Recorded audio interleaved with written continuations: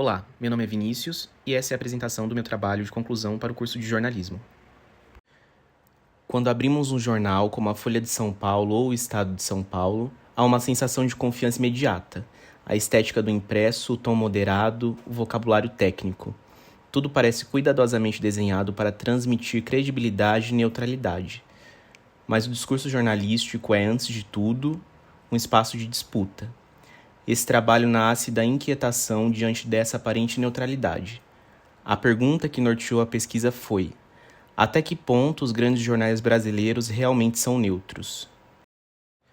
O ponto de partida foi simples, mas incômodo.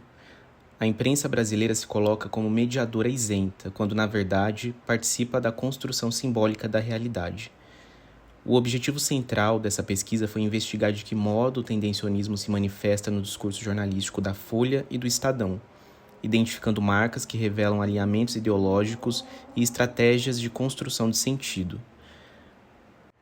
Para isso, estabeleci 4 eixos específicos de análise.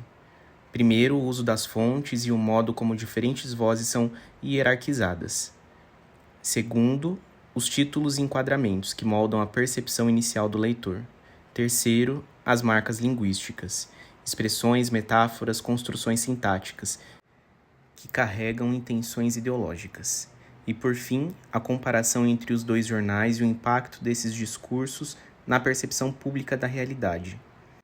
Em outras palavras, quis entender como o discurso jornalístico contribuiu para legitimar determinadas visões de mundo, mesmo sob o disfarce da neutralidade. Teoricamente, esse trabalho dialoga com 3 grandes linhas de pensamento. A primeira é a análise do discurso, sobretudo na perspectiva de Eni Orlandi, que nos lembra que não há discurso sem ideologia. Essa é uma das frases mais fortes para o jornalismo. Ele desmonta a ideia de que a palavra pode ser neutra. A segunda base é a teoria do enquadramento, formulada por Robert Eatman.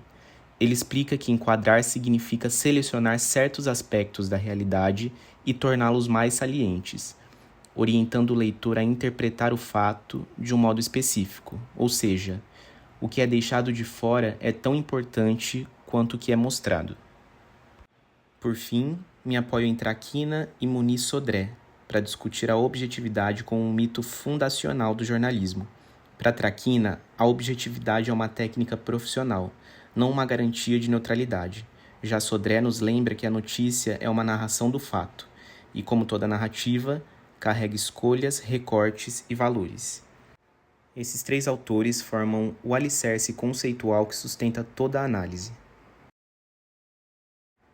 A pesquisa adotou uma abordagem qualitativa, baseada na análise do discurso crítica e no método de framing. O corpus foi cuidadosamente selecionado para abranger momentos de forte polarização social e política, momentos em que o discurso jornalístico é mais revelador. Foram escolhidos 3 recortes: a prisão do presidente Lula em abril de 2018, a cobertura dos incêndios na Amazônia em 2019 e as manchetes sobre pandemia de Covid durante o primeiro semestre de 2020. Em cada caso, foram analisados títulos, leads, seleção de fontes, enquadramentos visuais e marcas linguísticas. A escolha desses recortes não é casual. São episódios que colocaram os jornais diante de dilemas éticos e políticos, e foi justamente aí que os discursos mostraram suas fissuras. As primeiras análises revelam algo recorrente: a assimetria na escolha das fontes. O Estadão tende a priorizar vozes institucionais, juízes, procuradores, porta-vozes, e raramente contextualiza suas falas com contrapontos. Já a Folha procura pluralidade, mas ainda assim privilegia fontes com capital político e econômico.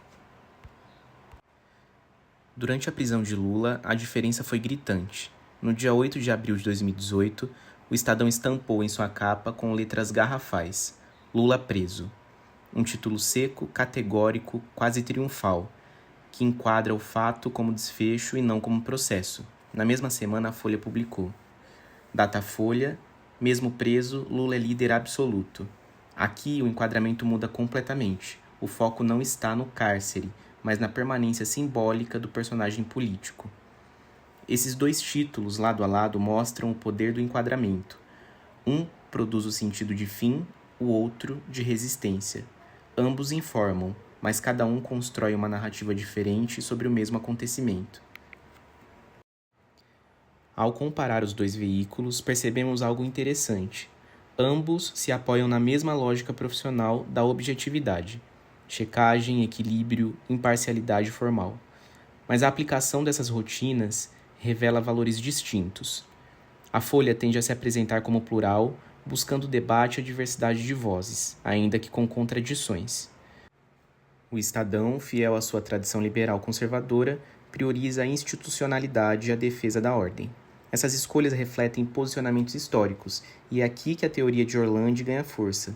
O discurso jornalístico é um espaço onde ideologias se materializam.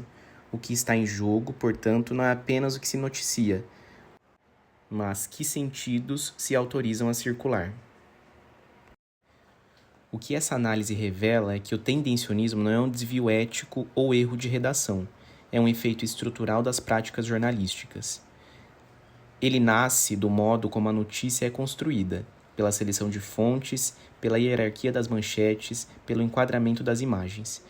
Por isso, pensar o jornalismo de forma crítica é também pensar o seu papel político e simbólico. Precisamos avançar rumo a uma transparência discursiva, explicitar de onde falamos, quem nossas fontes representam e quais os sentidos escolhemos reforçar. Mas essa não é uma conclusão fechada. O discurso é dinâmico e o jornalismo também. Novos contextos, novas mídias e novas disputas exigem que continuemos questionando as formas de narrar o real. Mais do que encerrar uma pesquisa, esse trabalho propõe abrir um campo de vigilância crítica sobre o próprio ato de informar.